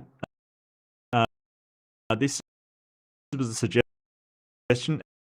Evilbible.com. Yes. People because David ordered a census of the people. Yes, absolutely, ordered destruction of 60 cities so Israel's. Yeah, absolutely. So yeah, I mean, so what we're doing, we're basically evaluating the morality of God, and that causes a lot of Christians to sort of go, "Oh, well, you believe in a God?" No, I can evaluate the morality of Darth Vader, right? Which actions I can evaluate the morality of Darth Sidious or the Emperor of the Empire, and that character is definitely not real. So there is no entailment because I evaluate their morality that I think they are real. No, I think this is a fictional character, and the Bible, it isn't evil. It is just a work about from the tribe's perspectives that lived in the area, and I think it's just them blundering their way through morality like we all do. We just happen to have the advantage of recorded history and learning what has happened in the past to moderate our actions, right? So we basically learn as we go along, or hopefully learn as we go along. Look, I'm not saying we don't stumble and fall back into old harmful ways occasionally, but yeah, no, I don't disagree with any of this. I do not disagree with any of this.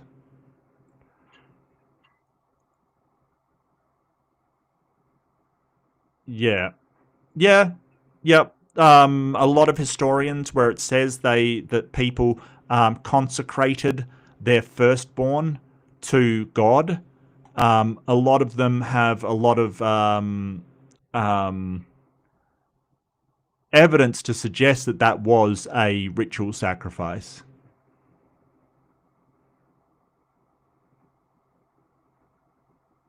Yeah, interesting. Okay, I'm going to bookmark this because this seems cool. This seems actually cool. Yeah, thank you for that link. That's very interesting. I definitely will give it a read through. Um, I will also. Well, I mean, I don't need to put it in chat. It's it's definitely interesting. Definitely interesting.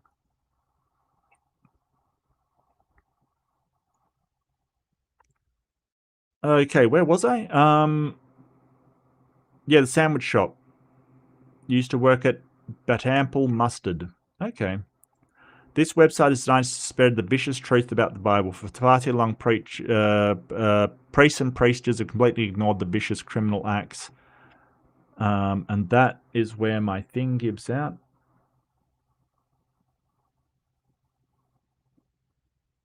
Yeah, I totally get you, Beck. Yeah, I think that there is a problem with those actions being committed, and there is, I mean, that really leads into the problem of evil, which is I think is one of the strongest arguments against God, the God that they're portraying being real, because an omniscient, omnipotent, omnibenevolent God would have to violate one of those things in order to carry out these acts. That they would. Either that, or you go down the route of William Lane Craig and say, well, they look evil, but in actual fact, they were good. Right? Because just because something is harmful at the time doesn't mean it is not a good act. Like, for instance, if we have somebody who has a necrosis of the skin and we amputate a limb, like they have gangrene, say, right? That's a harmful act of amputating a limb, but it is a good act because it saves somebody's life, right? So we basically evaluate good and evil when all when all of the associated effects have been added. So you might go to the gym, it sucks, you have to, you're sweating your ass off, you're exhausted, whatever, it hurts. We might say, hey, that's bad, but the good at the end of the day makes it a good thing, right? Because the good outweighs the bad. So if theists want to say, hey, but God had to do all of this stuff to get to this good ending, well, then what they went through was good. If it gets to when everything has been accounted for, it is a benefit, it is a good thing, then what they went through is good. And so, like William Lane Craig just says, it was a great blessing that people got slaughtered and stuff, which is just horrendously bad. That is just ridiculous. But they can't admit that God does bad things, which is strange. Pastrami and mustard? Canadian bacon. Oh, coleslaw with horseradish mustard and dressing. Look, you were talking about horseradish mustard the other day. I don't think I've had it. I've had wasabi, which is kind of horseradish based, but yeah. Are you a JLP soccer count? Now. I mean, that's a bit much. That's a bit. Wow. Glenn Miller is nice. Isn't he like a trumpet player or something? My phone heard Mark say poutine and the next ad was for brown gravy. I have influence over your phone? Oh, damn. What, how am I gonna, big titty hookers. What did your phone look up? Poutine is excellent invention. Look, over here, look, if you ever come to Australia, get a snack pack.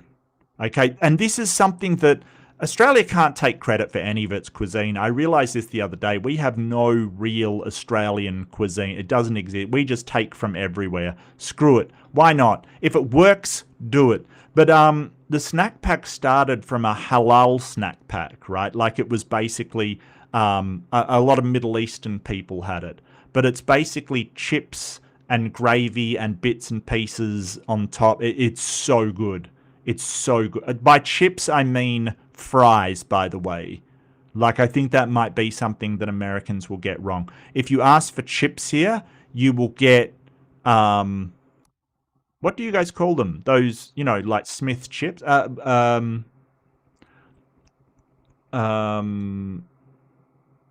What do you guys call chips that come in a packet, like Doritos and, stuff like that? What do you guys call that? I have made thousands of Reubens working at the Great Canadian Exhibition. Make me a Reuben. Did you make Rachel's there too? Yeah, it's spelt like it is in the Bible. Yes, yes, that is how it's spelt. Yes, yes, and kosher hot dogs. I had a red shirt with a giant sausage on the front. I added a cake, became the amazing sausage man. Wow, wow. Hey, native, what's up, man? Good to see you. What did you put on your Rachel's? Slaw and either smoked me for comp. Damn. Damn. I'm going to have something to eat after that. Jess! Hey, Jess. How you doing? So good to see you. When I sliced, I would make a 6-ounce of number 0 thick slice in a compact juice dripping ball and onto ride bed 50,000 times a day. Dang. Look, Beck, I don't know if it was good. I don't know if it was a good job, but it sounds freaking delicious. Foster's and a meat pie. Okay, so here's the thing. We don't drink Foster's. We don't drink Foster's. Like, Foster's isn't available in Australia. We export that crap. Like, that's the thing. Foster's isn't really Australian. I mean, it is, but we don't drink it over here. Potato chips? Yeah, chips. Okay. Yeah, okay, so you call those chips. We call them chips, and we also call chips fries chips, right? So depending on context, you can get either. If you really want to distinguish them, one you call potato chips and the other one you call hot chips. Like fish and chips, right? Yeah, okay, I gotcha. I was just a little confused. Yes, UK calls them crisps. We don't. We don't. We call them chips. And fries we call chips. Somehow people aren't confused. Wasabi is a root that loses its potency within 15 minutes of being ground. Dang. The stuff you're thinking of is a fake wasabi made of horseradish. Real wasabi is spicy enough to knock you off your ass. Yeah, no, I've had that's true. That's true. It's probably fake wasabi that I'm thinking of. I have had real wasabi in a Japanese restaurant, but yes, I was talking about the fake horseradish wasabi. Yes, me no spell or talk either, mate. That's totally fine. We have potato chips and tortilla chips traditionally. Yeah, okay. Sorry, did you answer my question? I was not here. Well, I mean, I even checked out. I'm not sure what your question was. As amazing. I'm not sure what your question was. I'll try and find it, but I didn't see a question. Maybe, just so I'm not confused. Maybe add a question mark at the end of it. You seem to say like there's a website, and I checked out the website and said that I don't disagree with it. And I'm not sure if there's a question in there anywhere, because it just said check out a website. I'm not sure if that's a question. Do we have a question?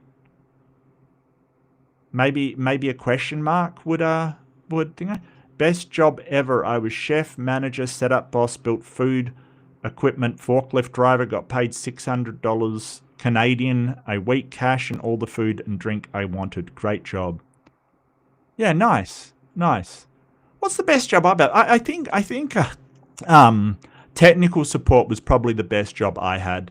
I don't know if you know this. I like analyzing things, so I really enjoyed breaking things down and finding out what the problem was. I really did enjoy technical support. I really did. I mean, it's a hard job.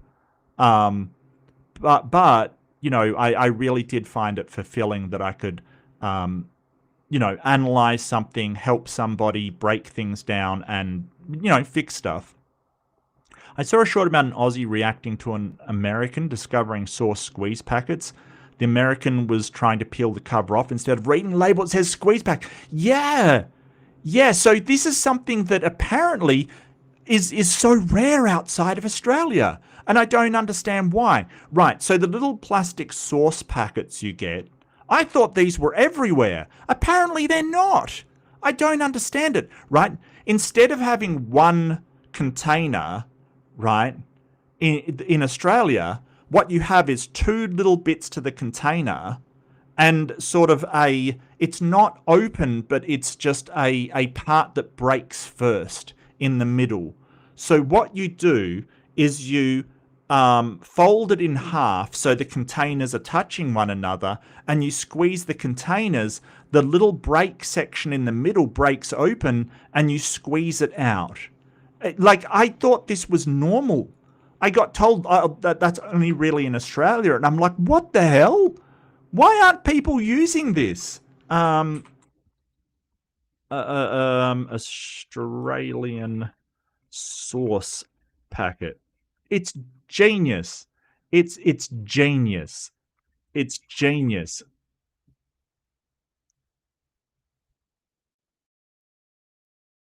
Uh, I'll find it for you. There's a short. That'll do. I'll just turn the sound off so I don't. So this is an Australian like sauce packet, like tomato sauce. Okay, there's a few. There's a few. There's a few things that we call tomato sauce, and it's not ketchup. Ketchup's a bit different. I believe ketchup's thicker, so it's not ketchup. Okay, ketchup is something different in Australia. This is tomato sauce. Okay, tomato sauce, we call it Tommy sauce, and we call it dead horse. I don't know why. Okay, but this is what the packet looks like. Yeah, it's a blister pack. So you basically turn it over, squeeze. See that?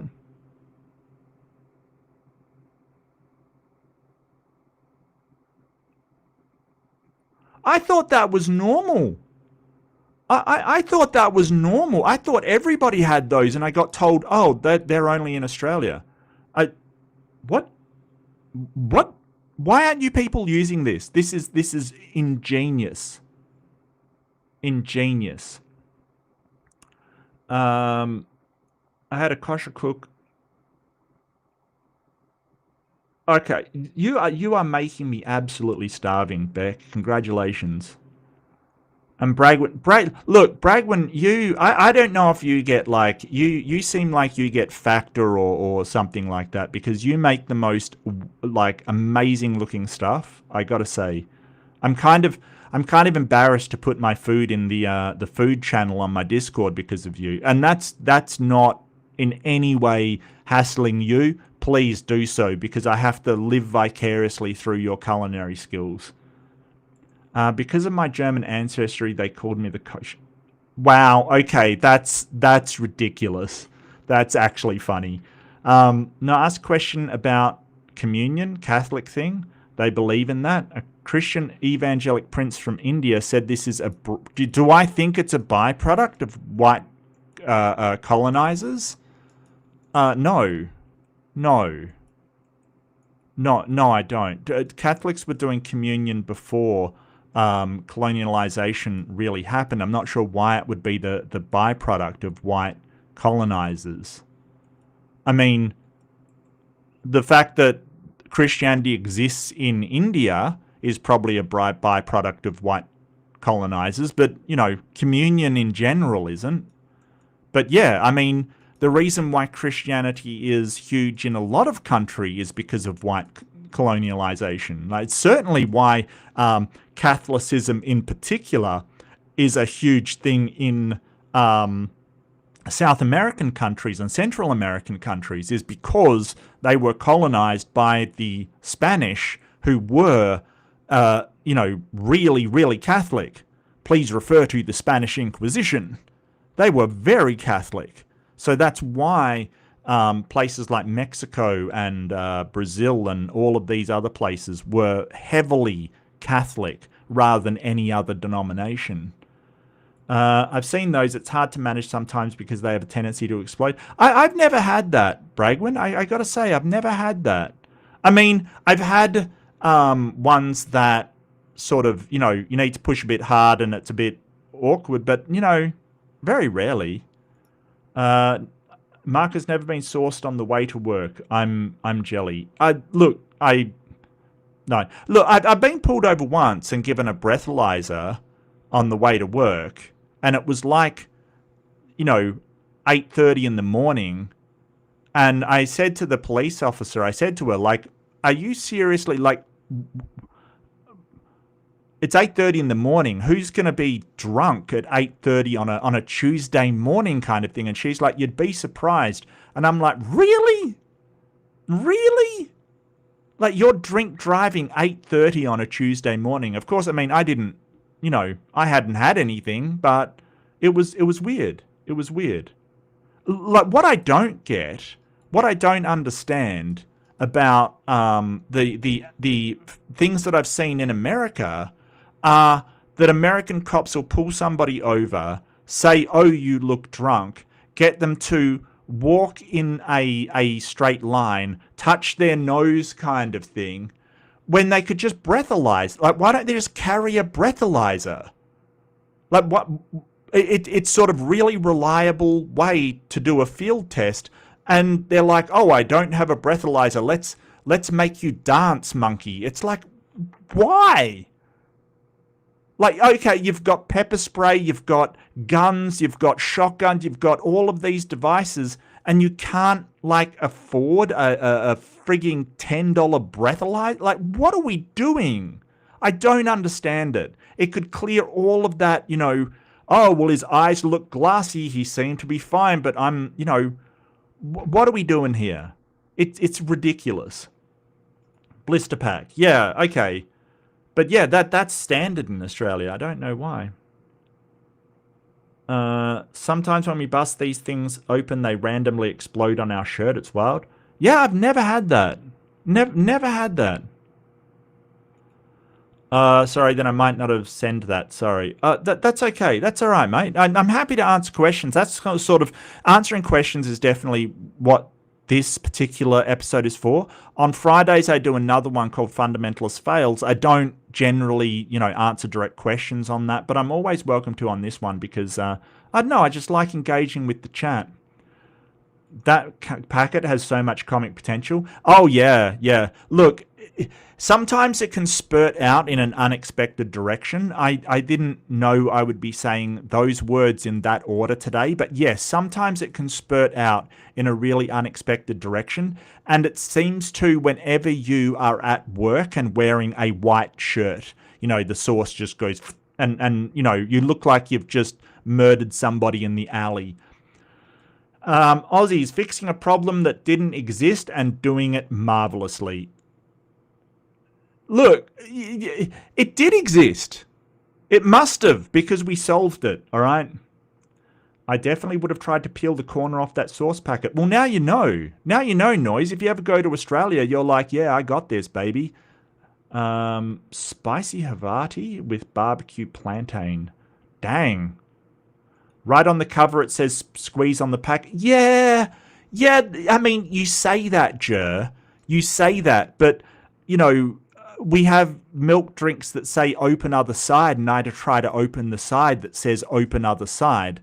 Look, it happens, all right? It happens. I do not get any food order. I work off a tight budget with food. I get recipes from the HelloFresh website and buy your own. That's awesome. No, that's fantastic, Bragwin. Like, there's such variety in there. You are doing that. That is fantastic. Blend cheat sheet from Reddit. That's so cool. No, I'm impressed because I know that your stuff, it looks delicious. I'm sure it is delicious. Like, if you told me you got HelloFresh, I would absolutely believe you. Like, I would 100% believe you. Transubstantiation? Yeah, well, that's one part of communion, sure. Yeah, Hey, Jedi, good to see you. Welcome. Got pepper sprayed once for breakfast. Wow, okay. I've been shot at twice when I was a lineman. What's a lineman? Like, are you talking about someone that's working, like wires kind of thing? Like working electrical wires, like a lineman? Is that what you're talking about? I was talking about the ketchup. We're all talking about the ketchup. Oh, Jester, the Lord of Shenaniganery, welcome, welcome, and Vic sends her regards, but no cookies. Oh, did I get raided? Thank you so much to Vic for raid. She runs a gaming channel, which I often enjoy, but I sort of usually am streaming at the same time, which I don't mean to do. But hey, but welcome to all of the Vixsters out there. What are we going to call Vixens? Vixsters? Vickers? The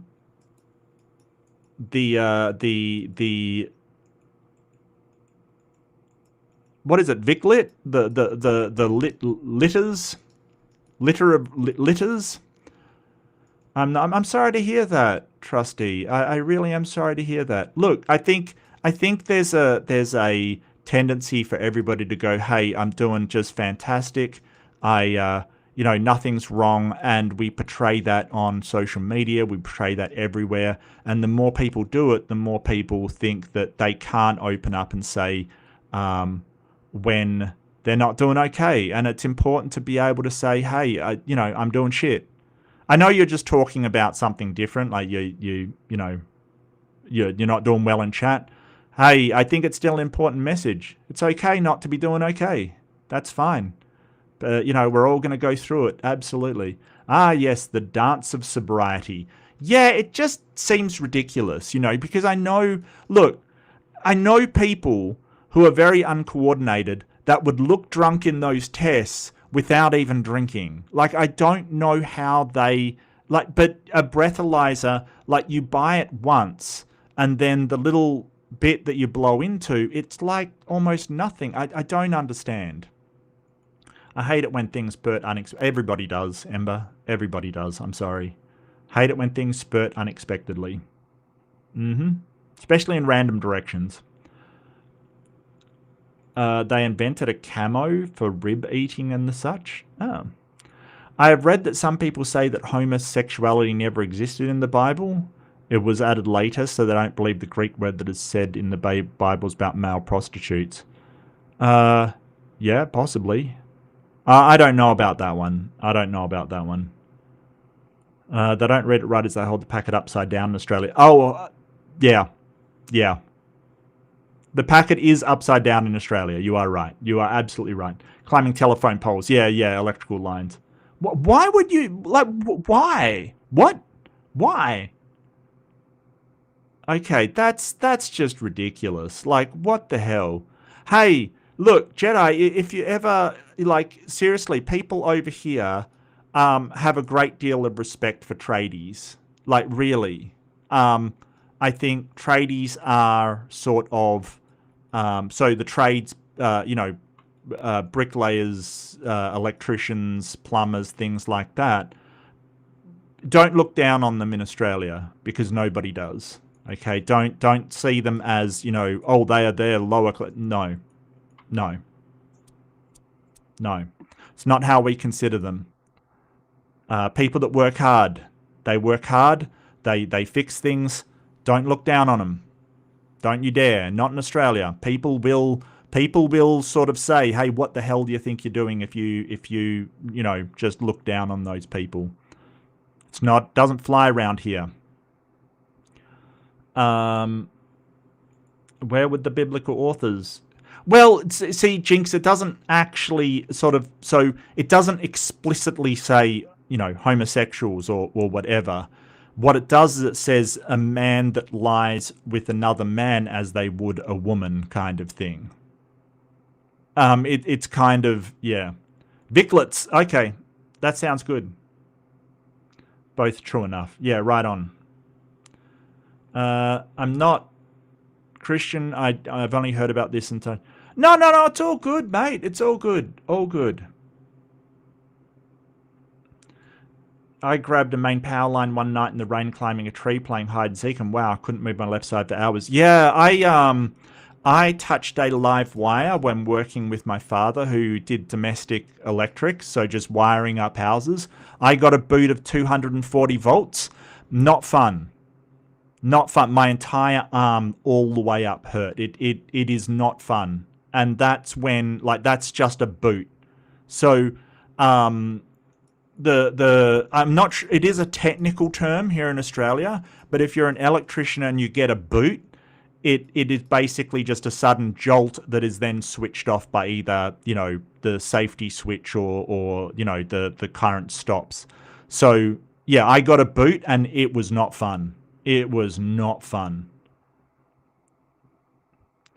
They give us field sobriety tests because they are looking for drivers under the influence of intoxicants, DUI, which includes a substance other than just alcohol.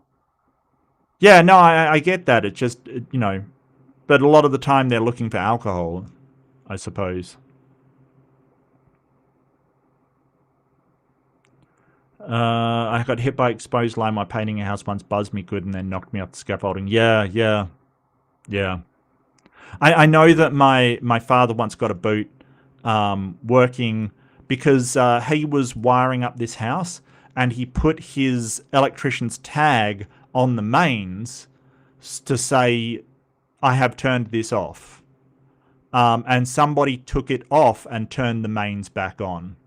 And according to him, afterwards, he got a boot, was thrown backwards, out through the manhole, down the ladder, and he said, I remember this story he told me. He said, I was sure I was going to break my back. Like I was 100% sure I would be in the hospital kind of thing with a broken back, the way that he went, flying out of this ladder. According to him, he got up, dusted himself off, went up to the plumber that had removed his tag, and just knocked him out, just punched him in the face and knocked him out.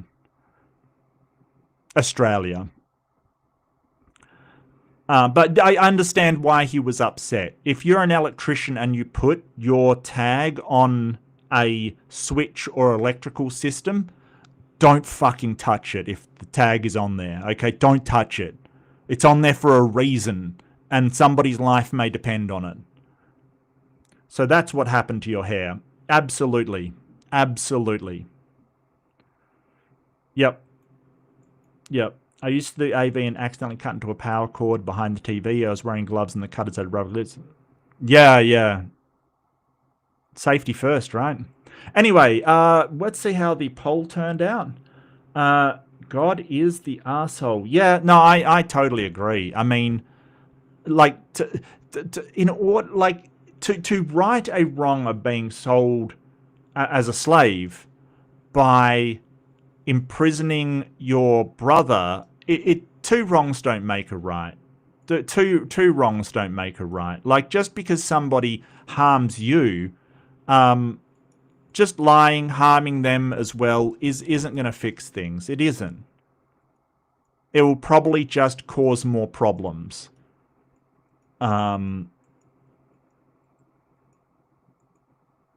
Do I believe the Abrahamic Accords two-state solution? I don't really care what the Abrahamic Accords.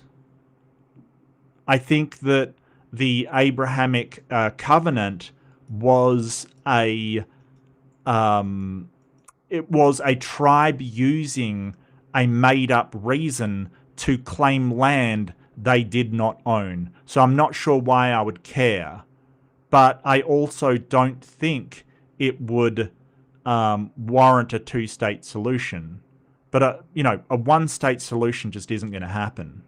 So I don't know why we would try and make something happen that will not happen. Neither side wants a one-state.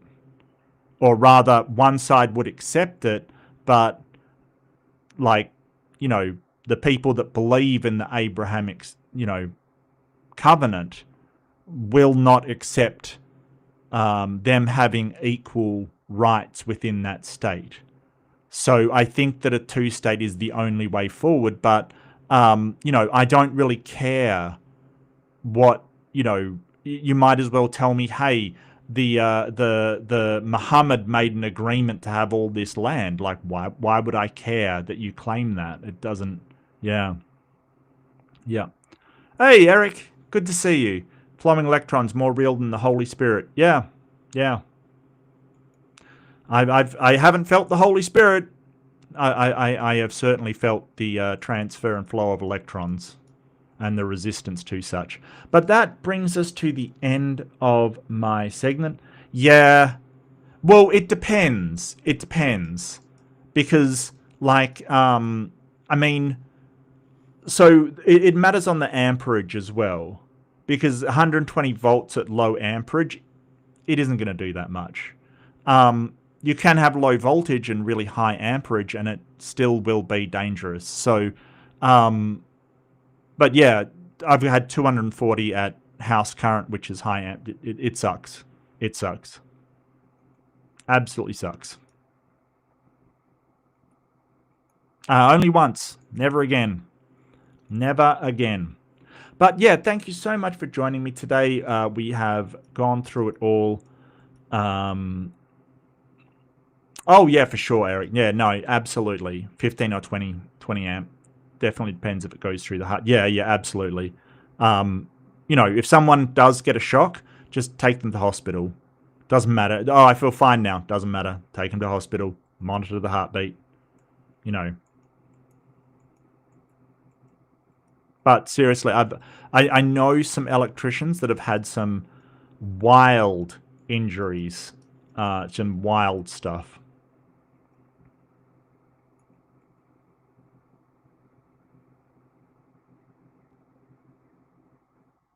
It's about there. I can't remember. Of Australian.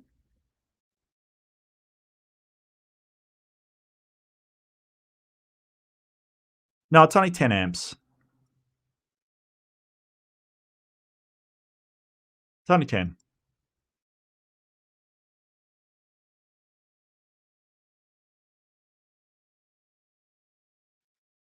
Oh, no problem. Yeah, it was great talking to you all. You know, I've had a blast. So thank you so much for joining me. We will be back next week with Genesis 43 to 44. I do have a bit of time this week, so I might be doing an extra member stream tomorrow, depending on what comes up. Just a bonus member stream. You know, if you do want to, memberships are available. You know, we have emotes, and thank you, Stop the Stupidity, for giving out memberships, and thank you so much to Jester for the contribution. Really, really appreciate it.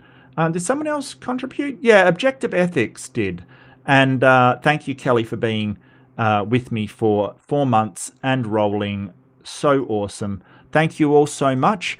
Don't forget, be kind to yourself. It is, you know, it's a rough world. We all feel like crap sometimes. Be kind to yourself. Give yourself a break. If you feel crap, that's okay. You don't have to pretend. Let's not pretend to be fantastic when we're not doing well. You know, I understand that, you know, you maybe don't want to share that with everybody, but people that care about you, maybe let them know. And be kind to others, because even though they might seem like they're on top of the world, they might not be, because, hey, apparently due to social media, we're just all living our perfect lives right now, and that may not be the case.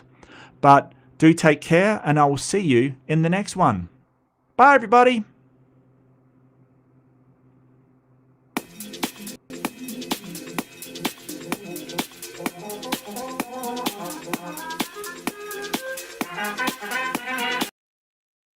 Apparently that button that Eric pushed makes me stop the stream and have to come back and talk to people. Apparently that's what it does. Who knew?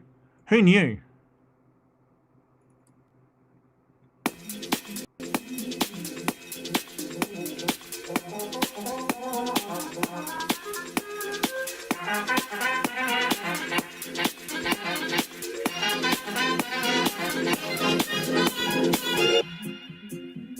To what new horizons can we look now? Where are tomorrow's opportunities?